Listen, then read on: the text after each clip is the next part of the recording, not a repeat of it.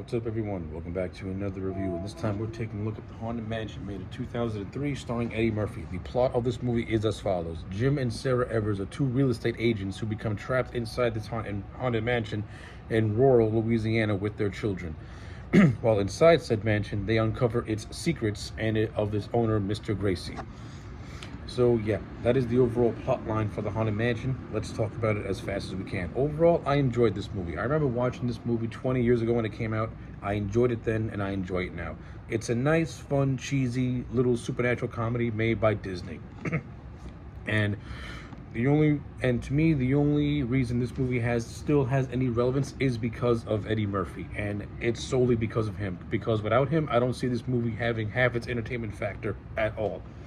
And that's not a discredit to the actors already in this movie, but let's just say that you needed someone like Eddie Murphy to pretty much give this movie life and give this movie some charisma, which it has in a lot of spades. I like Eddie Murphy as the character of Jim Evers, who is this very hyper real estate agent who pretty much puts work before his family in a lot of instances.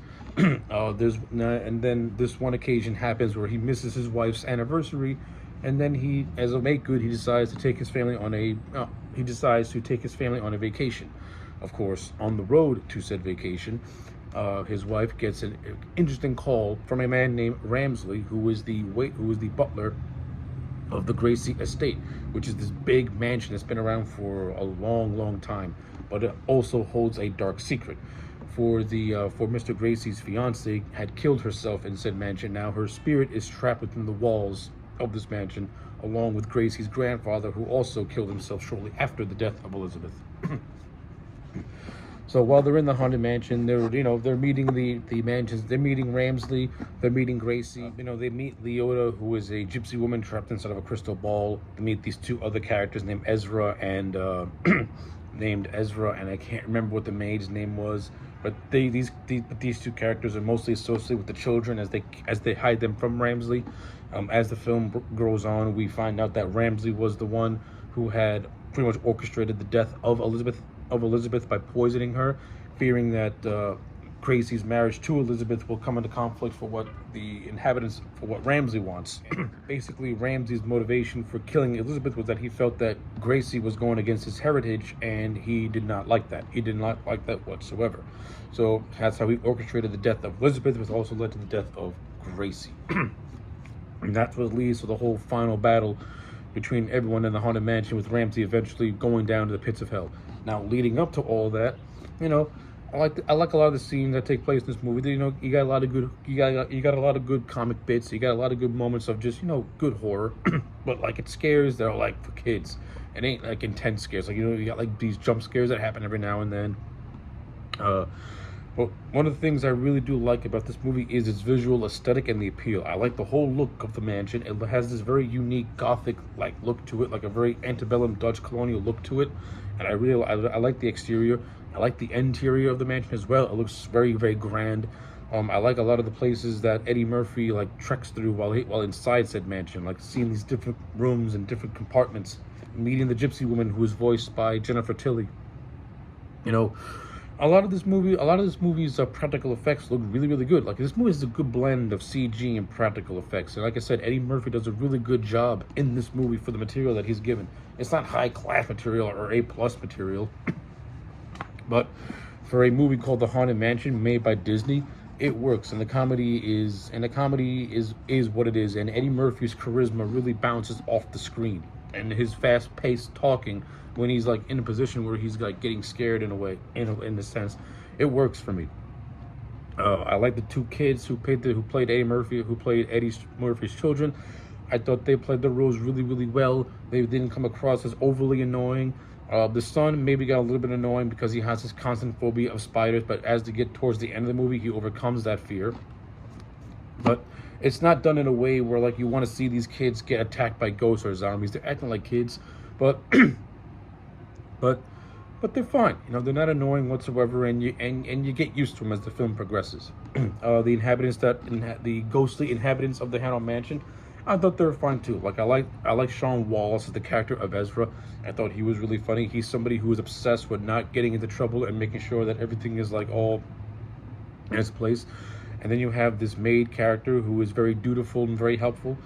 And I thought those two bounced off each other really, really well. The actor who played Gracie, I thought he had this really good aristocratic presence, and I actually buy the fact that he was deeply in love with this woman Elizabeth. And I actually do like the scenes of him trying to court Sarah, who was the wife of Jim, because the movie pretty much says that Sarah is a reincarnation of Elizabeth, and Gracie wants to use Sarah as a vessel to bring the spirit of Elizabeth back to life in a way. Like that whole thing is very convoluted and a little bit dodgy, but okay, I get it. You know, reincarnation, stuff like that. He's trying to see if the reincarnated spirit of Elizabeth is inside Sarah, so that way they can be reunited. Apparently, it's not. But as you get close to the end, it's revealed that it is. And this is when Ramsey reveals his motivations for killing Sarah. And by the way, Terrence Stamp, who plays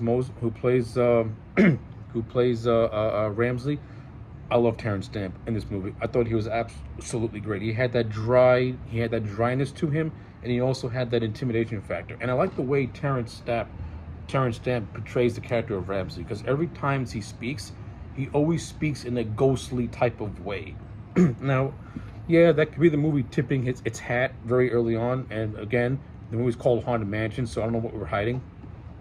Or I just think Terrence Stamp just wanted to play him as an over-the-top villain, but it works. I thought he was extremely entertaining in this movie. I like the bantering that he has with Gracie.